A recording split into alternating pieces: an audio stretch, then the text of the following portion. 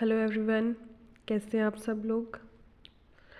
Welcome back to our YouTube channel JKSSB exam अड्डा। Please like share and subscribe our YouTube channel JKSSB exam अड्डा and also join the Telegram group for PDFs। Okay, so हमने last lecture में हमने start करा था communicable and non communicable disease के बारे में कि वो होती क्या है। ठीक है, उसमें हमने क्या किया था कि कम्युनिकेबल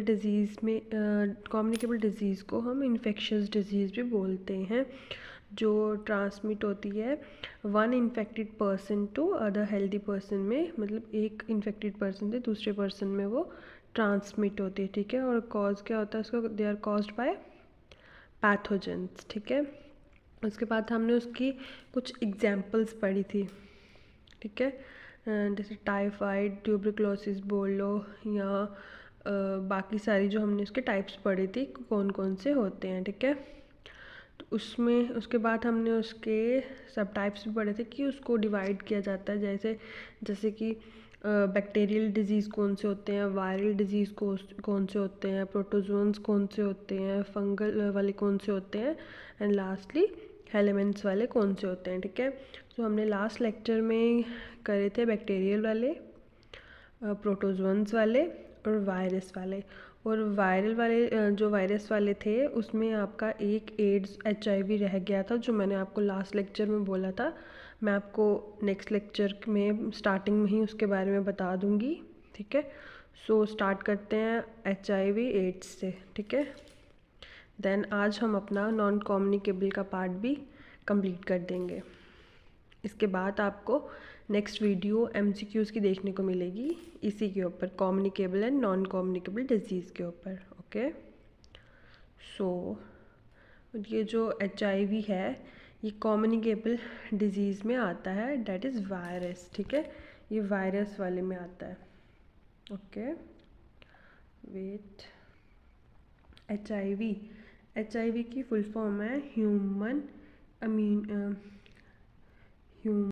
इम्यूनो डेफिशिएंसी वायरस। ठीक है, ये HIV is a virus that attacks cell that help the body fight infection, making a person more vulnerable to other infections and diseases. It is spread by contact with certain bodily fluids of a person with HIV। ये जो HIV virus है ना, वो किस पे attack करते हैं, cell, हमारी बॉडी के सेल्स में। ठीक है, जो और ये स्प्रेड होता है कांटेक्ट से। अगर हमारी बॉडी का कोई भी फ्लूइड मतलब किसी दूसरे के साथ टच हो जाए, मतलब फॉर एग्जांपल इन्फेक्टेड पर्सन का अगर कोई फ्लूइड जो होता है वो हेल्दी पर्सन के साथ मतलब कांटेक्ट में आ गया, उस वजह से ये जो HIV है ये फैलता है। ठीक है, most commonly during unprotected sex. ठीक है, और थ्रू शेयरिंग इंजेक्शंस और ड्रग इक्विपमेंट्स। ठीक है, next, if left untreated HIV can leads to the disease AIDS. अगर हम HIV को मतलब उसकी स्टार्टिंग स्टेज में ही अगर हम उसको डिटेक्ट नहीं करेंगे, उसको ट्रीट नहीं करेंगे, तो वो बाद में जाके एड्स बन जाता है। ठीक है, जो उसकी लास्ट स्टेज एड्स बन जाता है। एड्स की फुल फॉर्म है एक्वायर्ड इम्यूनो डेफिशिएंसी सिंड्रोम। ठीक है, ये इसकी फुल फॉर्म है, इसकी फुल फॉर्म भी आप लर्न कर लीजिएगा। Next, AIDS is the last stage of HIV infection. AIDS जो है वो HIV की लास्ट स्टेज है। ठीक है, इन्फेक्शन की, that occurs when the body's immune system is badly damage because of the virus, और वो ऑकर होती है बॉडी इम्यून सिस्टम में। ठीक है, देन हम इसके पढ़ेंगे सिम्टम्स।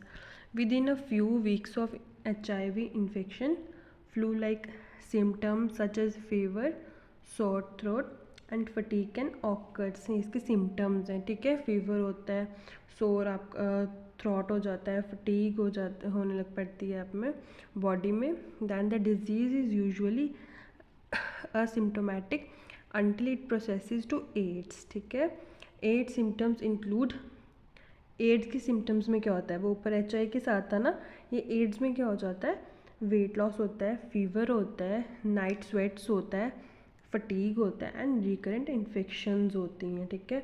अब ये फैलता कैसे, how it spreads, blood products, unclean needles और अनस्क्रीन्ड blood.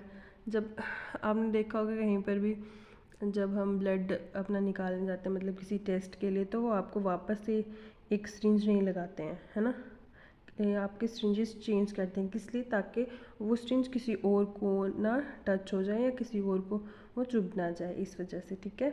Bye having unprotective vaginal anal और ओरल सेक्स, ठीक है, by mother to baby by pregnancy, और ये डिजीज़ जो होती है मदर से बेबी को भी हो सकती है ड्यूरिंग प्रेगनेंसी, ठीक है, लेबर और नर्सिंग। नेक्स्ट ये सब था HIV वायरस के बारे में और एड्स के बारे में, ठीक है, जो वायरसेस में आएगा। देन हमने आज पढ़ना है हमारा रह गया था फंगल डिजीज़। फंगल डिजीज़ का हमने पढ़ना है किसमें, कम्युनिकेबल में, ओके। क्या द फर्स्ट इसकी डिजीज़ है फंगल में एथलेटिक्स फुट, ठीक है, एथलीटीज़ फुट, ठीक है। इसके सिम्टम्स क्या होंगे, इसके सिम्टम्स होंगे फ्लूड फिल्ड, ब्लिस्टर्स हो जाएंगे, ठीक है, बॉडी पे, स्केली स्किन हो जाएगी, इचिंग होने लग पड़ेगी आपको स्किन पे, ठीक है। और इसका कॉजेटिव एजेंट होगा ट्राइकोफाइटन स्पीशीज़ और एपिडर्मेटोफाइटन स्पीशीज़, ठीक है।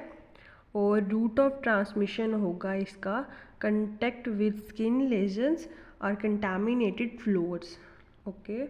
नेक्स्ट आएगा रिंग वॉर्म। रिंग वॉर्म होगा, सिम्टम्स इसके आ रहे हैं रिंग शेप्ड स्किन लेजन्स हो जाएंगे, जो आपने देखा होगा गोल गोल ऐसे डॉट डॉट रेड कलर के, वो होते हैं रिंग वॉर्म, ठीक है।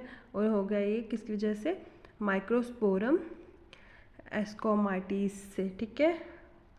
और रूट ऑफ ट्रांसमिशन होगी इसकी contact with skin lesions, contaminated floors और कंटामिनेटेड ऑब्जेक्ट्स से, ठीक है। नेक्स्ट होगा वेजाइनल यीस्ट इन्फेक्शन। इसमें क्या होगा, बर्निंग होगी, बर्निंग सेंसेशन होगा, आपकी बॉडी को होने लग पड़ेगी, इचिंग होगी, डिस्चार्ज होगा आपको, यह सब किस में होगा, वेजाइनल यीस्ट इन्फेक्शन में। आगे क्या आएगा, कैंडिला आ जाएगा इसमें, किस में आएगा ये, फंगल में, ठीक है, वेजाइना की। देन इसके सिम्टम्स में आ जाएगा contact with faecal material, diabetes, antibiotic treatments, increase susceptibility, ये सब इसके रूट ऑफ ट्रांसमिशन में आएगा, ठीक है। नेक्स्ट आएगा टीनिया क्रोसिस जोक इच। इसमें क्या होगा, इसमें सिम्टम्स इसके हैं intense itching, ring shaped lesions and causative agent जिसमें का माइक्रोस्पोरम ट्राइकोफाइटन, ठीक है। और इसका रूट ऑफ ट्रांसमिशन आएगा contact with skin lesions, contaminated floors और कंटामिनेटेड ऑब्जेक्ट्स, ठीक है। नेक्स्ट है हिस्टोप्लाज्मोसिस, दैट इज़ फीवर होगा, चिल्स होंगे, हेड एक होगी, बॉडी एक होगी, चेस्ट पेन होगा और नॉन प्रोडक्टिव कफ होगा आपको, ठीक है। होगा किससे, हिस्टोप्लाज्मा कैप्सुलेटम, ठीक है। और इसका रूट ऑफ ट्रांसमिशन होगा इनहेलेशन ऑफ एयरबोर्न कॉनिडिया, ठीक है। अब ये सब थे किसमें, फंगल में। फंगल किसका पार्ट है, दैट इज़ कम्युनिकेबल डिजीज़ में ये सब आएंगे। नेक्स्ट हमने पढ़ना है हेलमिंथ्स डिजीज़, ठीक है। अभी हम देखेंगे इसमें कौन कौन से हैं, वेट। सो ये आ गया आपका हेलमिंथ्स डिजीज़ में, ठीक है, वेट। डिजीज़ कॉजेटिव एजेंट्स पढ़ने हैं हमने, इसमें मोड्स ऑफ स्प्रेड पढ़ना है, सिम्टम्स पढ़ना है और ऑर्गन अफेक्टेड पढ़ना है, ठीक है, कि कौन सा ऑर्गन किससे अफेक्ट होगा, ठीक है। पहला है फेस्कुलोपाइसिस, दैट इज़ कॉजेटिव एजेंट होगा इसका फेस्कुलोपाइसिस, बस्की द इंटेस्टाइनल फ्लूक, ठीक है। मोड ऑफ स्प्रेड होगा मेटासर्काइसिस, ऑन एक्वेटिक प्लांट्स। सिम्टम्स होंगे इसके intestinal inflammation, ulcer and diarrhoea, ठीक है। और कौन सा बॉडी पार्ट अफेक्ट मतलब ऑर्गन अफेक्ट होगा इसमें, स्मॉल इंटेस्टाइन ऑफ ह्यूमंस। कौन सा, स्मॉल इंटेस्टाइन ऑफ ह्यूमंस, ठीक है। नेक्स्ट आ गया आपका ये वाला स्किस्टोमाइसिस। इसमें आएगा schistosoma haematobium, that is blood fluke, ठीक है, ब्लड फ्लू। इसका मोड ऑफ स्प्रेड आएगा cercariae in water penetrates the skin. और इसमें सिम्टम्स होंगे fever, abdominal pain, bloody diarrhoea, ठीक है। और इसमें आपका ऑर्गन अफेक्ट होगा वेन्स ऑफ मैन, ठीक है। Next taeniasis, that is taenia solium, इसको बोलेंगे पोक टेप वॉर्म। इसमें आएगा by eating ill cooked measly pork, intestinal disorders में आएगा ये। और इसका ऑर्गन अफेक्ट होगा स्मॉल इंटेस्टाइन ऑफ मैन, ठीक है, स्मॉल इंटेस्टाइन को अफेक्ट करेगा ये। टाइनियसिस फिर से ये, लेकिन इसकी दूसरी है ये taenia saginata, beef tape form है ये, ठीक है। ये भी सेम ही है, by eating ill cooked beef, intestinal disorders and anaemia, small intestine cooked, small intestine, ठीक है। Next ascariasis lumbricoides, indigestion, vomiting and diarrhoea होगा इसमें। इंटरनल ब्लीडिंग होगी, मस्कुलर पेन, फीवर, अनीमिया होगा, ठीक है। ये इसके सिम्टम्स हैं। और ऑर्गन इसमें अफेक्ट होगा कौन सा, इंटेस्टाइन, ठीक है। नेक्स्ट वन इज एलिफेंटिस और फ्लेरियसिस। इसका कॉजेटिव एजेंट होगा वचेरिया बैनक्रॉफ्टी, ठीक है। और इसका मोड ऑफ स्प्रेड होगा क्यूलिस मॉस्किटो, ठीक है, क्यूलिस मॉस्किटो।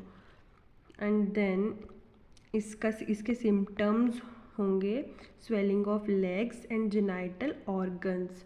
और इसका ऑर्गन अफेक्ट होगा lower limbs and genital organs, okay. ये सब था आपके हेल्मन्स डिजीज़ में, ठीक है, जो किसका पार्ट है, कम्युनिकेबल डिजीज़ का पार्ट है। तो इसके साथ हमारा कम्युनिकेबल डिजीज़ के बारे में जो कुछ भी था वो कंप्लीट हो चुका है। अब हम इसके बाद करेंगे नॉन कम्युनिकेबल डिजीज़ स्टार्ट, ठीक है, वो भी इस लेक्चर में फिनिश हो जाएगा। अब हमने पढ़ना है नॉन कम्युनिकेबल डिजीज़ के बारे में, ठीक है। नॉन कम्युनिकेबल डिजीज़ क्या होती है, These are the diseases which are not transmitted from one infected person to the other healthy person। ये डिज़ीज़ जो होती है वो ट्रांसमिट नहीं होती है, ट्रांसफ़र नहीं होती है, ये इन्फेक्टेड पर्सन से दूसरे पर्सन को ये नहीं होगी, ठीक है। They occurs due to heredity factors, deficiencies और इन्वायरमेंट। ये होती है हेरिडिटी की वजह से, ठीक है, या किसी चीज़ की डेफिशिएंसी हो उस वजह से, या इन्वायरमेंट की वजह से ये आपको डिजीज़ होती है, ठीक है। द नॉन कम्युनिकेबल डिजीज़ में occur due to genetic life and lifestyle factors. जो कम्युनिकेबल डिजीज़ है ये नॉन कम्युनिकेबल, ये जेनेटिक या लाइफस्टाइल फैक्टर्स की वजह से ऑकर होती है, ठीक है। When these are caused by an unhealthy lifestyle, these disease are called lifestyle disease. अगर ये अनहेल्दी लाइफस्टाइल की वजह से कॉज होगी ना, क्रिएट होगी, तो इस डिजीज़ को हम बोलेंगे लाइफस्टाइल डिजीज़, ठीक है। Next risk factors of non communicable disease include lack of physical exercise, poor dietary habits, inadequate sleep, stress and habits like smoking, taking alcohol and tobacco chewing, ठीक है। इसमें क्या होगा, रिस्क फैक्टर्स होंगे non communicable disease के, उसके बीच में इंक्लूड होता है physical exercise, poor dietary habits, inadequate sleep, stress and habits like smoking या अल्कोहल या टोबैको, ठीक है। और इसकी नॉन कम्युनिकेबल डिजीज़ की क्लासिफिकेशन में आता है आपको lifestyle disease such as diabetes, hypertension, heart disease, stroke and cancer. और मेंटल हेल्थ डिजीज़ में आपका आएगा that is depression and trauma, ठीक है।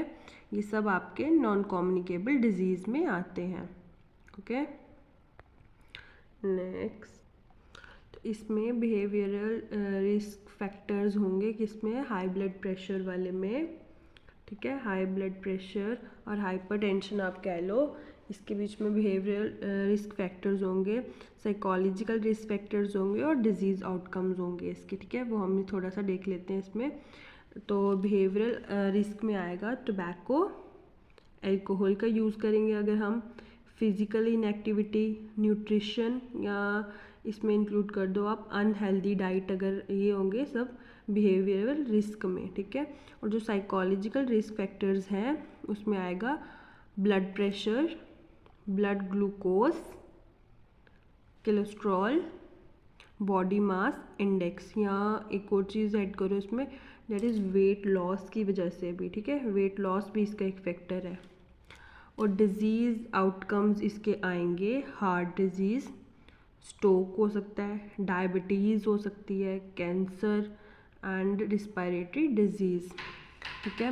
लेकिन अगर हाइपरटेंशन, अगर जो है मतलब यही हाई ब्लड प्रेशर अगर आपका भी इंक्रीज़ हो जाएगा तो रिस्क किस चीज़ का होता है, हार्ट अटैक्स एंड स्ट्रोक्स का रिस्क होता है। वैसे ही जो डायबिटीज़ होती है ना वो आपके हर बॉडी पार्ट्स को जो है अफेक्ट करती हैं, like brain, eyes, heart, kidneys, muscles. And अगर आप प्रिकॉशन नहीं लोगे, ठीक है, प्रिकॉशन सही तरह से नहीं लोगे जो ये सारी चीज़ें डायबिटीज़ में अफेक्ट करती हैं, ओके। नेक्स्ट हम पढ़ेंगे इसमें वही जो मैंने आपको रिस्क फैक्टर्स थोड़े बताए, ये वही हैं।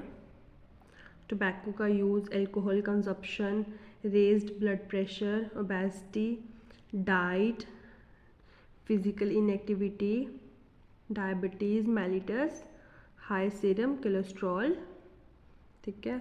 और इसके प्रिवेंशन में होगी हेल्दी डाइट।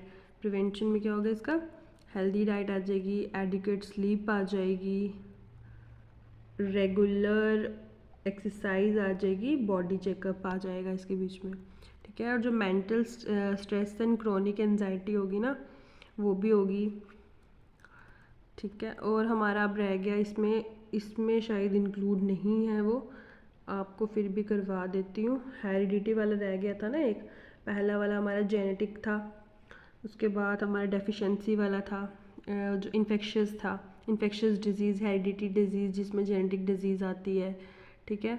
और डेफिशिएंसी डिजीज़ तो हमने ऑलरेडी कर दी हुई है वाइटामिन वाली, तो हमारा रहता था हेरिडिटी डिजीज़, हेरिडिटी डिसऑर्डर्स, ठीक है। जो हेरिडिटी डिसऑर्डर्स होते हैं ना वो जेनेटिक डिसऑर्डर्स होते हैं, लाइक हीमोफीलिया कह लो, एक सेकेंड, हीमोफीलिया या थैलेसीमिया, मस्कुलर डायस्ट्रॉफी, ये जो सारे होते हैं ये हेरिडिटी डिजीज़ होते हैं which can run through generations in a family कह लो। कांस्टेंट केयर एंड सपोर्ट में help the concern individual these disorders, ठीक है। और प्रिवेंशन एंड केयर आपको मैंने प्रिवेंशन ऊपर करवा दिया इसका, ठीक है, नॉन कम्युनिकेबल। सो इसी के साथ आपका ये topic communicable and non communicable disease यहाँ पर ख़त्म होता है। इसके बाद आपको मैं MCQs वीडियोस डालूँगी, उसके पार्ट्स डालूँगी, ठीक है, MCQs के इसी के ऊपर, प्लीज़ उसको भी देखिएगा। तब तक के लिए थैंक यू।